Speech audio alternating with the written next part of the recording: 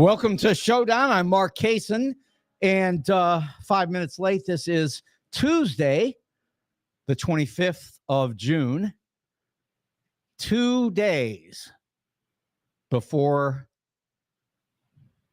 I don't know, I hesitate to call it the great debate because it's probably going to be the great circus, but it's 2 days away. And trying to figure out what these two people are going to do is, of course, extremely difficult. One of the points is that Joe Biden has really no choice. He just has to listen to what Trump says and deal with it. Because who knows what Trump is going to do? If Trump had any sense, and it's so funny, everybody's saying the same thing, that all he has to do, and by the way, this is both sides, all he has to do is come in and act like a human being. This is what I said yesterday. That's all he has to do. And if he does that, he's going to look fantastic. And people are going to say, what's everybody afraid of? And that's going to be the end of it. Now, that's not what's going to happen. That's just not. We can sit here 2 days ahead of this, and we can be sure that Trump is going to come in and act insane. If his people have told him, don't do it, he'll do it anyway. He is going to go in, and he is going to be absolutely ridiculous. And Joe Biden is going to know exactly what to do to handle that. He'll fact check him live on TV, and Trump will not be able to speak back because his microphone's going to be turned off. He's agreed to this already.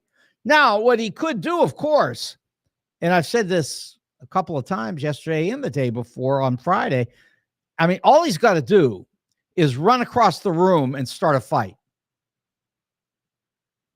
I don't know. I would think not. My guess is that he wouldn't do that. But if he's put under enough pressure, he might. And the pressure would come from Biden, because Joe Biden knows that there are certain hot buttons that he can hit, which will send Donald Trump to the moon. He knows it. And there are things that aren't wrong. There's nothing wrong even with saying them.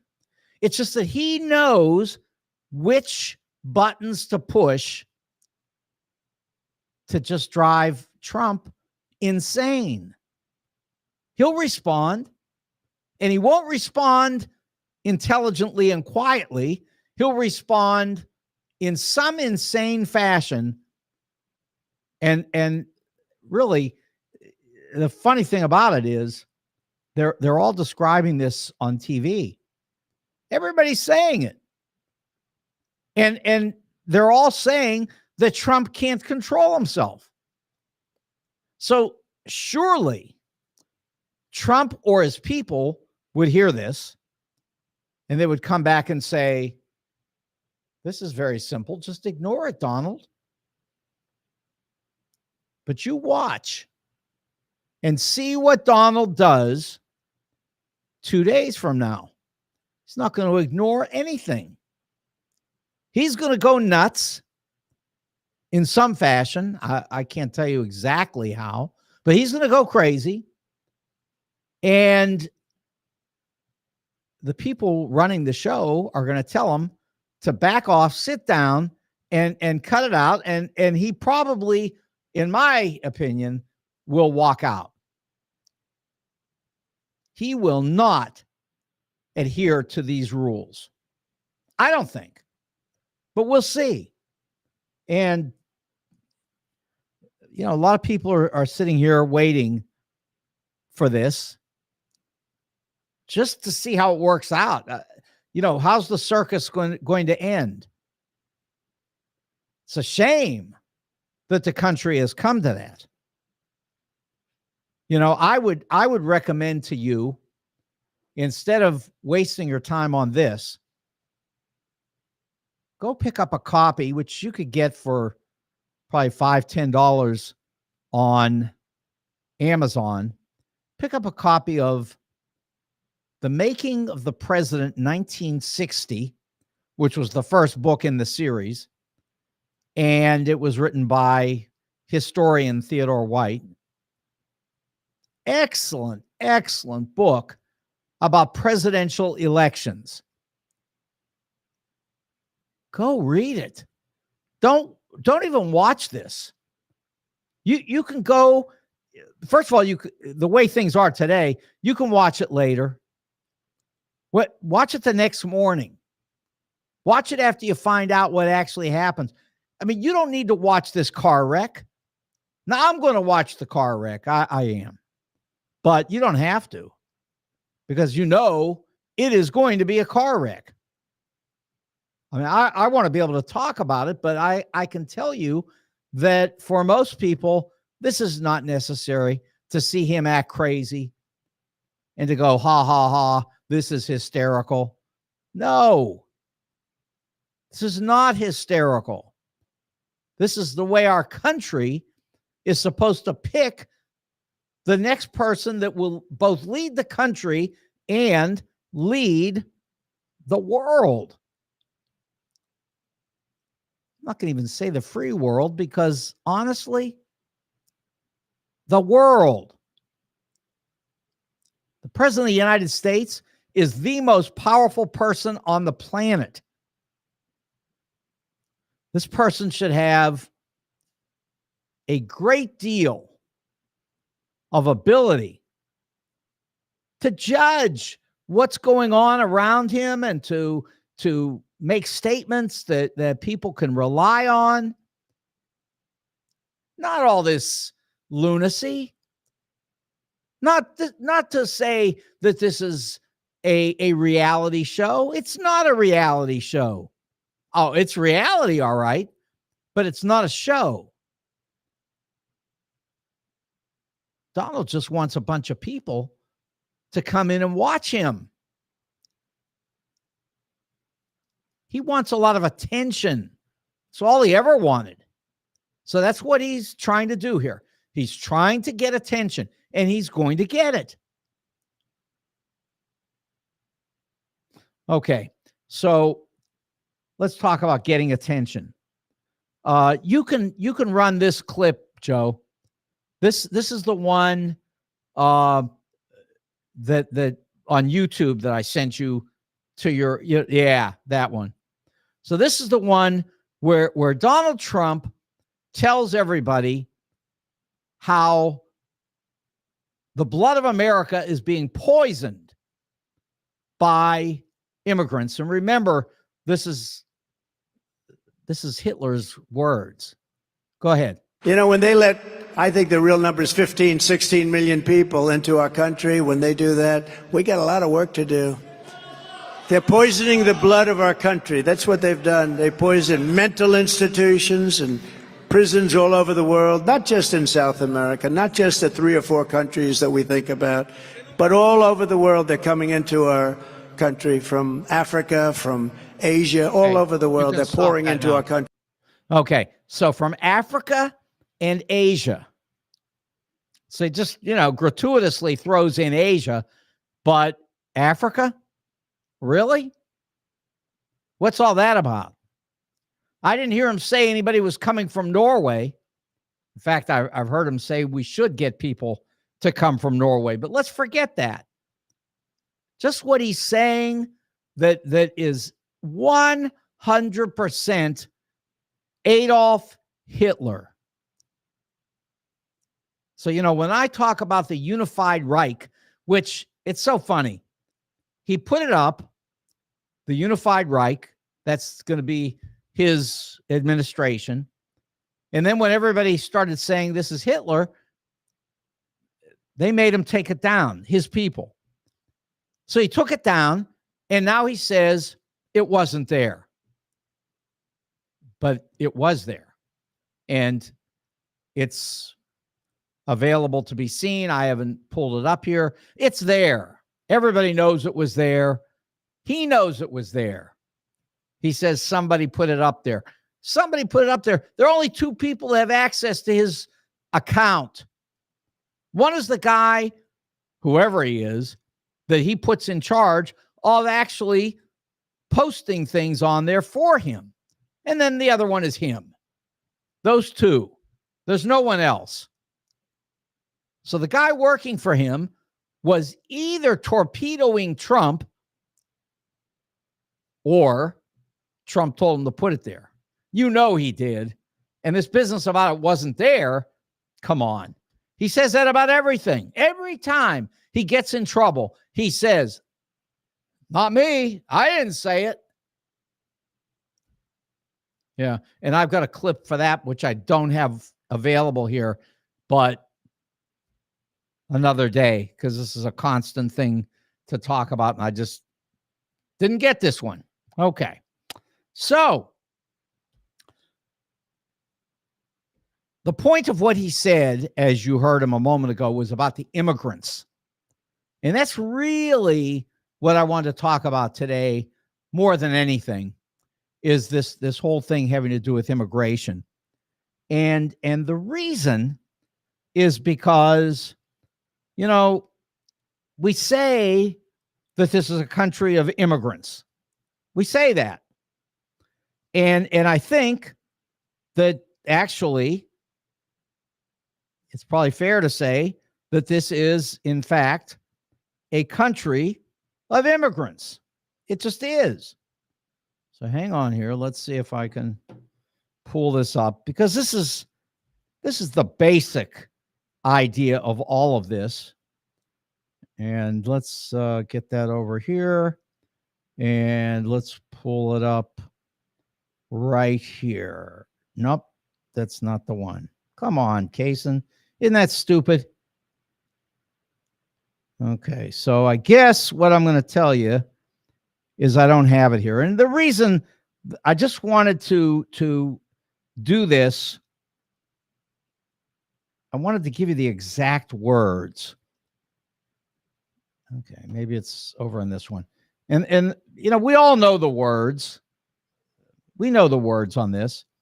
But I still want to give you the exact words, because just exact is kind of a good thing. And after all that, isn't it stupid? It looks like I don't. Oh, nope. I got it. Okay. So it took a minute.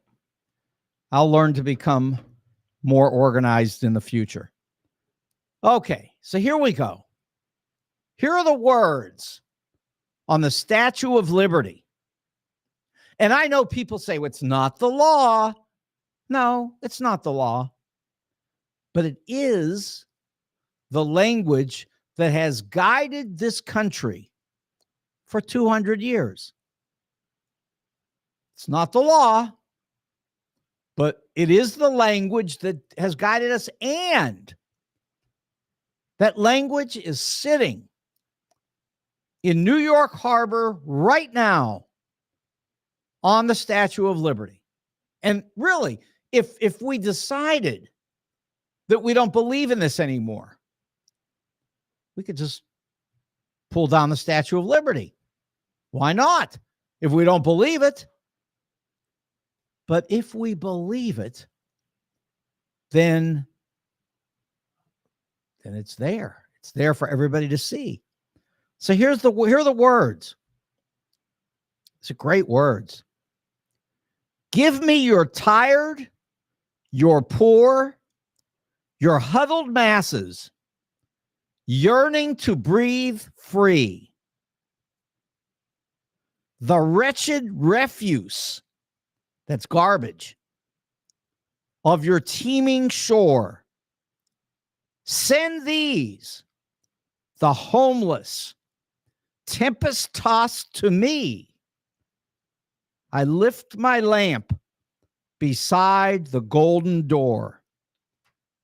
So come on now. Yeah, thank you, Joe. Thank you. So, what's the deal here?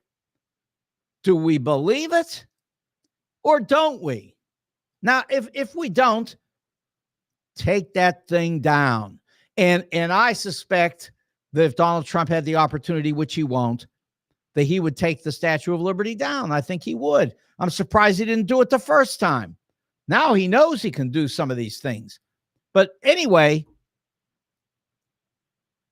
that language is very clear. It doesn't say, send us your best people and keep the bad ones home. It doesn't say that. It says, send us the wretched refuse of your teeming shore. You get it? The homeless, tempest-tossed to the United States. So, when Donald gets up there and says, these are murderers, they're criminals, they're this and they're that, well, guess what? That's what the Statue of Liberty says. Send them here because they're yearning to breathe free. Send them here. It doesn't say only send us the white ones. It doesn't say that. Donald told us in his words, from Africa and Asia, we don't want them. They are the ones who are poisoning our blood. You just heard it. They are poisoning our blood. Those are the words of Adolf Hitler. Now, he still says it. He hasn't even backed down from that. I mean, he did for a couple of days, and then he came right back on it. But you can see, you heard the words. This is what he's saying. It's what Hitler said about the Jews. Poisoning the blood of Germany. These people are poisoning the blood of America. So we're on this Hitler thing. Can you give me the Morning Joe clip? This is a comedian, of course, Martin Short. And listen to what he had to say about Hitler.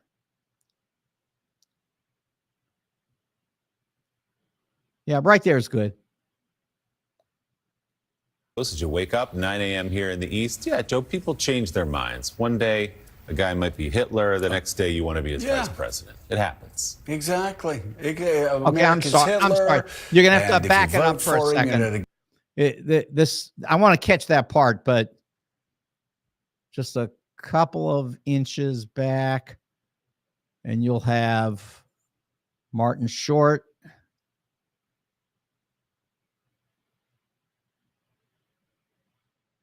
Okay, coming up. It'll be there he is. I think. Was that him? Oh no, okay, I'm sorry.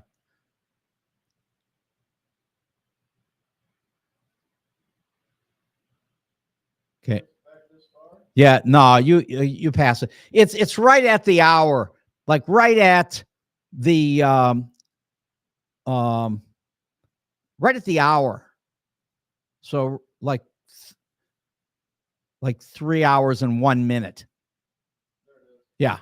Okay. He once said that he wouldn't do business with Trump. Doug Burgum sounds like the name of your most annoying coworker. Oh, great. Look who's calling. It's Doug Burgum from accounting. Then we have Senator Marco Rubio from Florida. He called Trump a con artist. Or should we go to doormat number 3? Ohio Senator J.D. Vance, who said he thought Trump was either a cynical like Nixon or America's Hitler. When have you ever said something like that about someone and then changed your mind? Marty Short filling in for Jimmy Kimmel last night. Welcome to the 4th hour Morning Joe, 6 a.m. on the West Coast. Did you wake up 9 a.m. here in the East? Yeah, Joe, people change their minds. One day, a guy might be Hitler. The next day, you want to be his vice president. It happens. Exactly. America's Hitler, and if you vote for him, you're not a good Christian one day. The next day, let me join that team. That's exactly where we are with all these guys. Yes, it certainly is. They'll be so you watching can take closely. That off now. Okay, so yeah, J.D. Vance, who, boy, I would think that he's the one that is going to be the vice presidential pick. And he described Trump as Adolf Hitler. He said, this is the American Adolf Hitler. And you know, the problem is like this business of changing your mind. If you're saying that somebody is Adolf Hitler, how does that get changed? I mean, where's the nuance in all of this that allows you to switch from he's Adolf Hitler to actually he's a good guy? How do you get there? Well, the answer is you don't, unless there's something wrong with you. And there is something wrong with these people for sure. And this is, to me, this is like almost identical. It's very close to the nonsense involving Joan Rivers that we talked about yesterday. I mean, they're still talking about it everywhere. How do you recall a conversation with Joan Rivers when she was dead? Now, you could have had a conversation with Joan Rivers about something else when she was alive in 2014, but not Donald Trump running for president and you voted for him. See, you couldn't do that because he didn't even know he was going to run in 2014. So he did not have a conversation with her in 2014 where she said, I'm voting for Trump, or I voted for Trump, which is what he says. So it didn't happen in 2014. We know that. And then in 2016, she was dead. And then in 2020, she was still dead. So when she was initially dead, she didn't vote for Trump. And then later on, when she continued to be dead, she still didn't vote for Trump. And she certainly didn't tell Trump that she voted for him. So guess what? He lied. So, you know, in addition to being Adolf Hitler, he's a liar. He's just a flat out liar. Now, Hitler was also a liar, yeah. But you know, who was better? You're going to have to let the historians sort that one out. But there's no question that it's a lie to say that Joan Rivers told him that she voted for him. That's just a lie. He made it up because he wanted to be able to say it. And first of all, Joan Rivers, that's important. You got to lie about that? I mean, lie about something else. Lie about John Kennedy. Say John Kennedy voted for you. Don't say Joan Rivers did it. I mean, that's insane. Who cares what Joan Rivers did? But he's a liar. He can't control himself. That's why he's going to do what you're going to see at this debate, because he cannot control himself. He's going to say things that are just flat out not true. It's what he always does. Every rally, he lies. He just gets up there and tells lies over and over and over and over. Now, the rules say that the moderators can't jump in and call him on his lie. But Joe Biden can. And Joe Biden's going to do it. And when he does it, Donald's going to go berserk. And that's the ball game. It's not good. So how about this one? Because it's the same subject. Same subject. Where does he come up with these idiotic ideas? This is just a couple days ago. He said that what we should do is we should have the immigrants who come over And he said, not just from South America, he said, from everywhere. He said, these people are bad people. They're dangerous and they're powerful. And he said, when they get here, we should set up a league of immigrant fighters so that they can fight each other.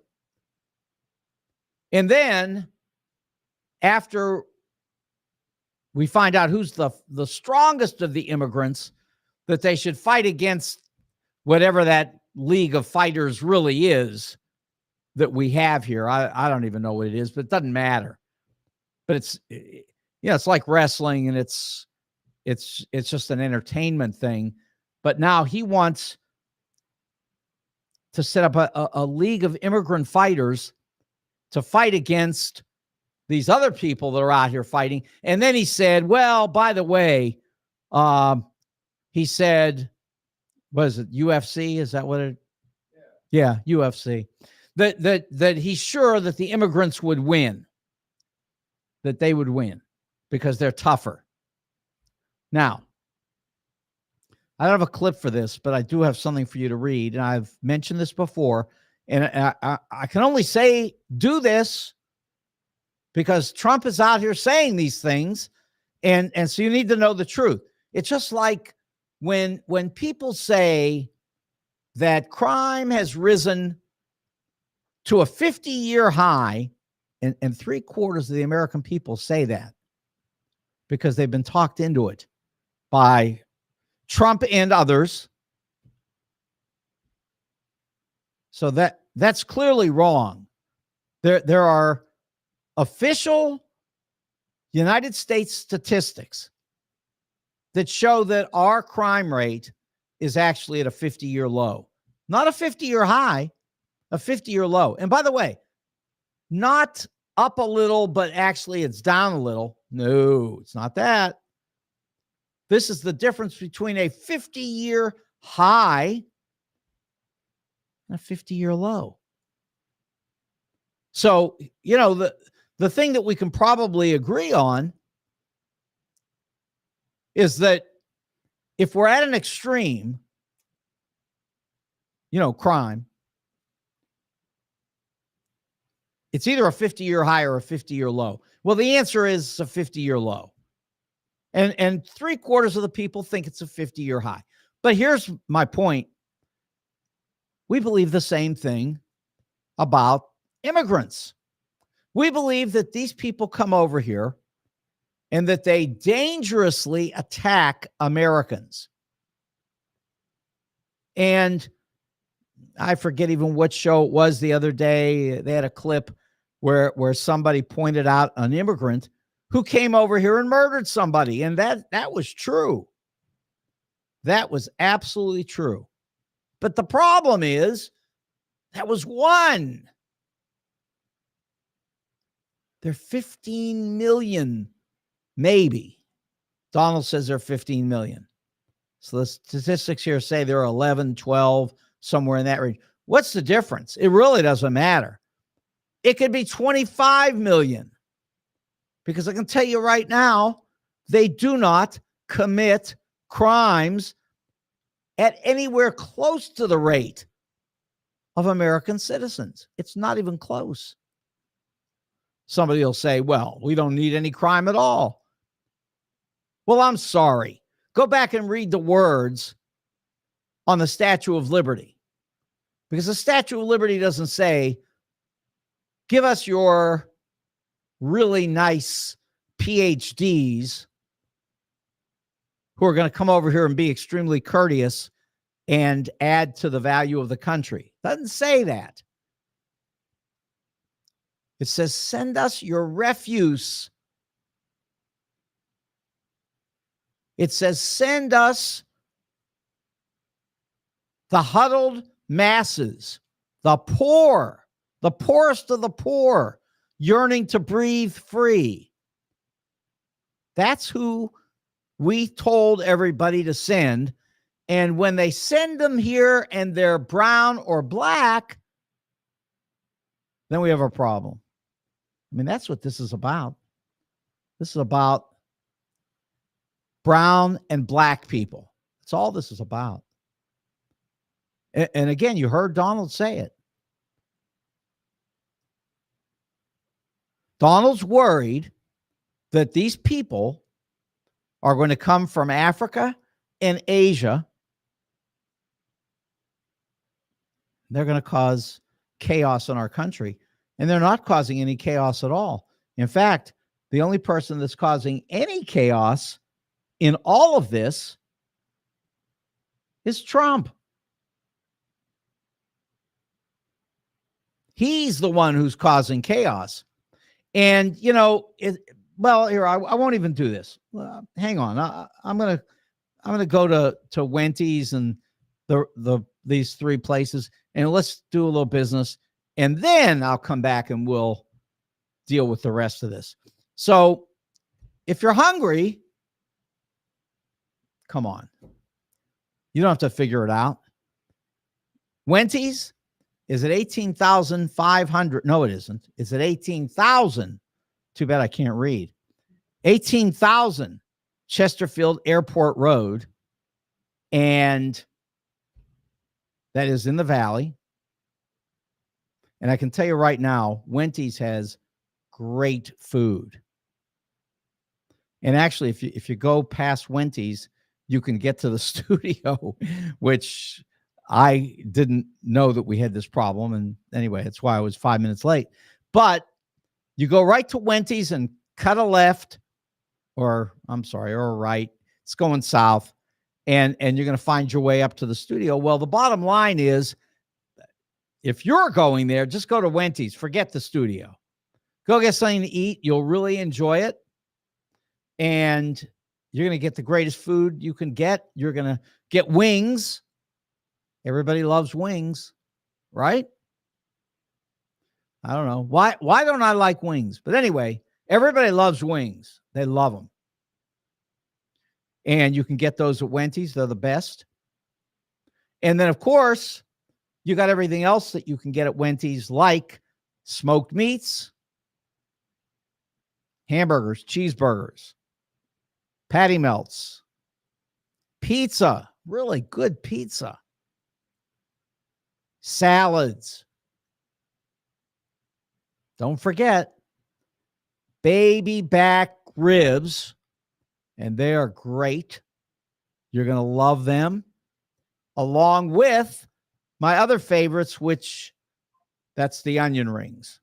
So go to Wendy's and eat well. They've got great food. Love it. You don't have to listen to all this craziness. They'll probably have a baseball game up there, which, by the way, speaking of baseball,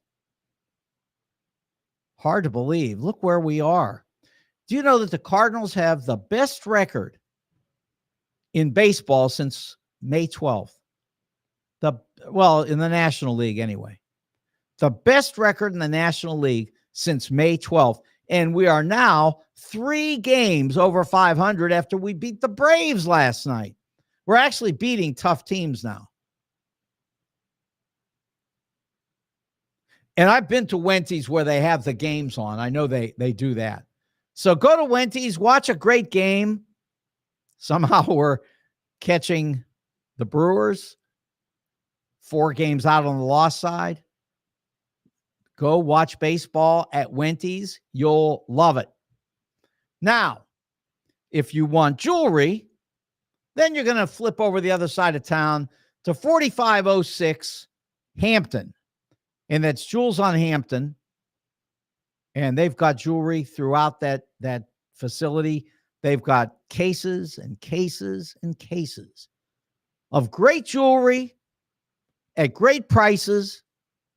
And all you have to do is walk in there and talk to Al and AJ, because they'll help you out to figure out what you need to do if you're looking for jewelry. They'll help you with designs, whether it's their design or your design, doesn't matter. At Jewels on Hampton, they're going to take care of everything, and they're going to make it good, really good. You're going to love your jewelry. If you're going there to buy or sell jewelry and coins, They do that as well. Great prices. You're going to love Al and AJ. They're really nice people. And don't forget, if you walk out of there and you look down at your wrist and you're trying to figure out where you're going next, what time it is, and your watch is broken, give them your watch. They'll fix it. That's at Jules on Hampton. How about the suits? Well, that's the St. Louis Suit Company. And the St. Louis Suit Company in Clayton is really the cutting edge when it comes to men's clothing. And you know, my family all laughs at me because I talk about this new fashionable menswear, which includes suits and jeans. And I say suits, sport coats. So people are buying sport coats and they're wearing jeans. Now, they're not wearing ripped up jeans that are falling off. No. But they're wearing nice jeans, tennis shoes, in my case, the Chucks. And I'm just going with the fashion because I like it. So you can too, and you're going to look really good. You're going to look all dressed up, but you're going to be fashionable and you're going to fit in with where America's dress code is in 2024. And that's all because of the St. Louis Suit Company on the corner of Forsyth and Central in Clayton. They've been there for 29 years. They'll be there for a whole lot longer because they just do a great job. When it comes to the weddings, that's the place to go for wedding attire. The St. Louis Suit Company, they're big on that. Just a great store for men's clothing, shirts, shoes, overcoats. And if you walk in there and see the ties, you're going to fall right over when you find out that those ties cost you $5. It's crazy. But that's the price. It's been that way for years. Jay says he's not changing it. And that's the end of the story. St. Louis Suit Company in Clayton. We love them. Okay. So here's a good one for you. You know, I'm off the immigration for a minute. Although I shouldn't be totally off. I should finish it up by saying this, which I say all the time. The United States led the world with the Peace Corps in 1960. We sent young kids, high school graduates, college students. We sent them all over the world to the most dangerous places on the planet to help people to find a way to fit into their societies, to succeed, to do a great job, to have better lives, to be more healthy. This is what we did. And when we did it, we were so proud of ourselves. And we loved John Kennedy for this idea. We thought this was phenomenal. He had really done something important. And we decided that this was the best of America. So all I'm saying is this. Take 1 million high school graduates, and you know everybody's out here saying college is a waste of time. Don't go to college. There's no value in it whatsoever. Of course, as a result, we know colleges are closing. Fontbonne is closing. Article in the paper 2 days ago. Lindenwood is cutting back dramatically on its staff, professors, everybody, everything. This isn't just those two. It's all over the country because we've told our people, don't go to college. You know, when we came back from World War II, we told our people, go to college. Go to college and we will pay for it. And what did we create? A great 20-year period of growth that this country never saw before then and has never seen since. It was phenomenal because we sent all these people to college and we paid for it. Now, when I say this, I have people say to me, well, those guys were fighting. Okay, so they were fighting. What's the difference? If instead of fighting, they had gone off and taken a trip to the south of France and laid in the sun for 4 years and then came back and then we sent them to college, how would that have been different? The answer is it wouldn't have been. The fact that they fought meant nothing. People talk about moral hazard. Sending people to school, paying for them, if they haven't done what others did, which involves sacrifice. Well, guess what? So just don't do that at all. Just send everybody. Send them all. If you want to go to college, you go to college. And by the way, you can send them to the first 2 years of community college, which is very inexpensive. And many of them could go for free almost anyway because of what we call Pell Grants. I mean, there's a way to do these things, but we just don't value college. We say it's a waste of time. I say send these young kids, high school graduates, to the border. I've had people say to me, do you know the danger you'd be putting those kids in? And my response is, what are you talking about? These kids are going to go to the border and you're going to tell me that's more dangerous than going somewhere in Africa where they've got people that are abducting other people, or Mexico. You go to Mexico, you know what's happening down there. They're killing the mayors. They're the drug cartel people. They're doing all these terrible things. But those aren't the people who are coming to the United States now. Those people are doing this in Mexico. They can't come here and make that money. They make that money there. The ones who come here are trying to get away from that violence. So, okay, you send 1 million of our young high school graduates to the border. And first of all, gives them a purpose. You know, a lot of the kids don't know what they want to do when they come out of high school. Send them to the border. They will learn so much about life, the struggles in life that people go through in order to try to survive and to help their families, to feed them. And, you know, if you send these kids down there and they help the immigrants so that they can do better, well, then these young people will come back, go to college, and these experiences they will bring back to the college classroom, and it will help them to make judgments about maybe what they want to do in life that they haven't figured out yet. And there's research on this that is tremendous.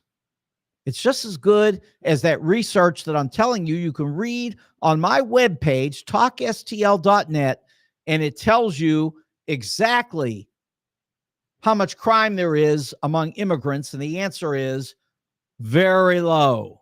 That's research. So you see, there's research on the value of young people mentoring others, especially others who are worse off than they are, and give them some experience in helping people to struggle through life and succeed. And then they can come back and find things that they want to do in their lives, which would involve struggle and succeeding. This is not very difficult to figure out. However, you know that if you're running for office in the United States and you come up with this insane idea that I'm talking about, which is nothing but the Peace Corps. It's the Peace Corps. When we did it in the first place, it was considered one of the greatest inspirations of our time. And if you do it today to help these immigrants who are coming across the border, yearning to breathe free, then you're some kind of a madman because of Donald Trump. Because people are listening to this, and I don't know why they believe it. I can't tell you for a minute why they believe it.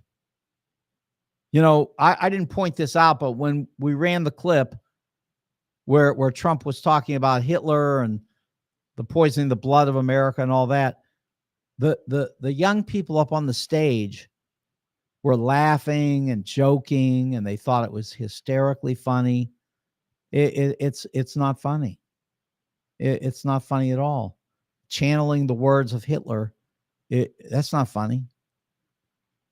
That's pathetic and verging, as far as I'm concerned, on criminal behavior for a United States leader.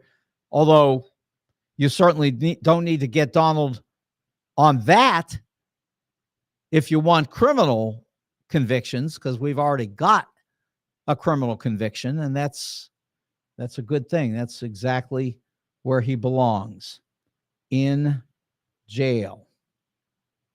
And, you know, the good thing about it is, if you look at the polls are now moving. Instead of some of them, which had briefly shown Donald ahead of Biden, all of these polls are switching. Now, the reason is also very clear. Independents are switching their votes. These are not the Republican cultists. These are not the crazy people drinking Kool-Aid. These are independent voters who are a little worried about Joe Biden. And look, there is something to worry about, of course. I mean, a question you would want to ask: when Joe Biden's 85 years old, he's 81 now. When he's 85, is he going to be able to handle this job? Well, that's a good question. It's also a good question: can Donald Trump handle it when he's 82? He's 78. So, you know, when you get to the end of your presidency, if you're in your 80s, there are certainly some questions. Now, I've pointed out that Stephen Breyer, former former justice on the Supreme Court, he retired 2 years ago. He's now 85. And I saw him on TV talking as a person being interviewed, and he was completely on top of his game at 85 years old. No problems. We know for a fact that John Paul Stevens retired from the Supreme Court when he was 91 years old. Totally on top of his game. He lived another 8 years. I was going to say 9, but 8. He lived to 99. And when he was 98, 99, he was still writing for top magazines in the United States about legal issues. I don't know if Joe Biden can do that. I really don't. And no one who's mouthing off knows it either. Wait till you see what he does at this debate. This is only 2 days away. He's going to be extraordinarily good at this debate. And what's Trump saying about that? I mean, where does this come from? Listen to what he's saying. He's saying that Joe Biden is going to be pumped up on drugs. Now, you know that they're not going to pump him up on drugs, number one.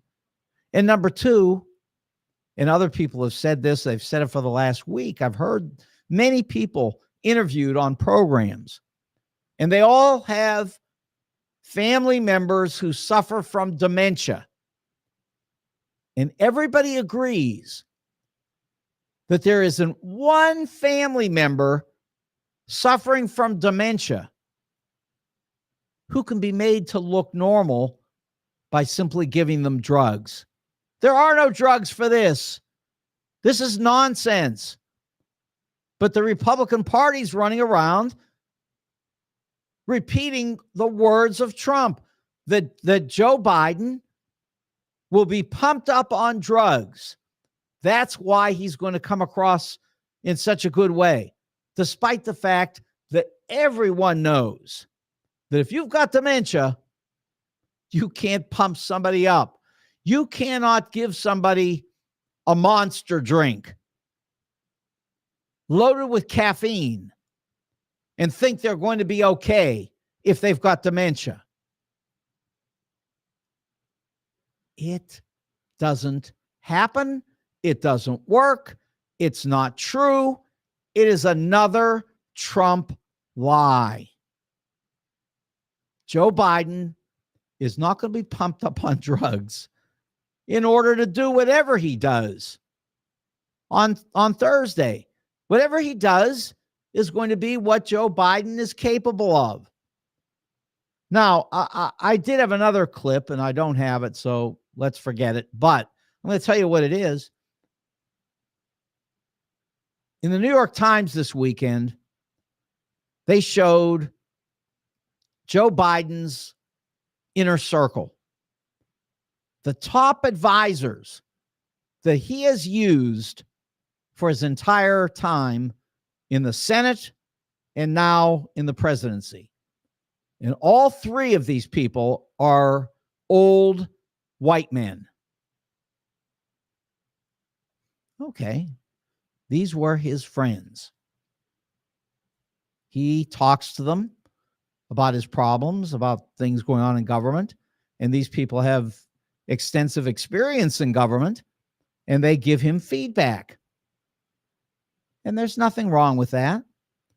And we all know that Joe Biden has picked for important positions all throughout the United States government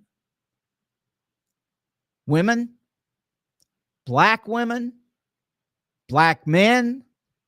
Hispanics, everybody you can imagine. He has brought in people in order to create diversity. I know in 2024, when you say diversity, people act like there's something wrong. And in fact, you've got companies, I mentioned this briefly yesterday, you got companies that are going out of their way to not hire for diversity, which they had always done. And they're turning back on it. And let me just say this, because I come from the securities business. I was a stock trader all my life, early life.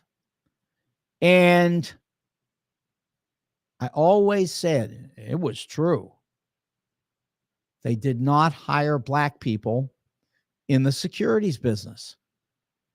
Now, I know along the way, there was a black CEO who became the head of American Express. So, yeah, everybody jumped up and down. That was a great thing. But, you know, if you go into the offices of advisors or stockbrokers, whatever you want to call it, you will find that the number of black participants is extremely low. Now, if young black kids go to MIT, Wharton, where Donald went. And of course, they said he was the worst student they ever had. But you go to these great schools and do a good job, get great grades, don't cheat. Donald cheated, they said. But at any rate, go there and do well. You can come out and Goldman Sachs will hire you for $175,000. I can tell you right now that generally it's not young black kids who are getting those jobs. Those jobs are going to young white kids who have connections to get into those schools. And then somebody doesn't tell these young black kids that if they don't make it into the NFL, that they can still go out and make millions in the securities industry. No one tells them. And they don't get there. I can tell you that. And right now, we are backing away from diversity and equity and inclusion because you got a bunch of crazy Republicans running around suggesting that this is communism or some such foreign program. It's all nonsense. This could be done right. And we should include a lot of these groups that are blocked into these jobs, just as we've included women. White women mostly, but now black women increasingly. So we can do this, and we should do it. But you have to explicitly decide to tell your people this is what you're going to do, and then it's got to be an intentional program. Because it's terrible that you go back 40 years and it's the same problem I'm just telling you, the securities industry, same thing.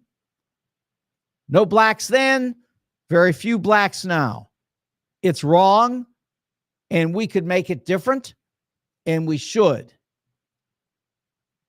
But we don't like migrants, and we don't like people who aren't white, and we don't like people who don't follow the 10 Commandments, which they want to put up in schools. And again, you can read the 10 Commandments. There's nothing wrong. Everything in there is great. Sure, honor your parents. Don't steal, Donald, who's already had to pay $500 million for stealing from banks and insurance companies. But really, the 10 Commandments, no problem.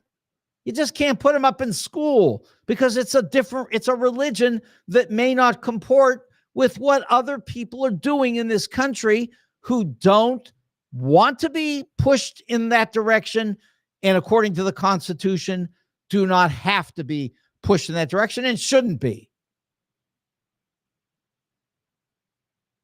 There's so much that we can do right here. But the first thing we have to do is take Donald Trump and send him to the place that I have recommended for as long as I can remember Donald Trump being in our presence. Deposit him on the trash heap of history. Same place we put Joe McCarthy, and it's a great place for Donald Trump as well. So let me remind you, this is Showdown, brought to you by Wenty's, Jules on Hampton, and the St. Louis Suit Company. And let me just mention that in the next couple of days, I have some kids coming on, young kids going on to Mizzou who did some great things up in Jeff City. And we're going to talk about what they did along with the Missouri Black Caucus. But right now, I got to go. I'm Mark Case, and this is Showdown. Good night.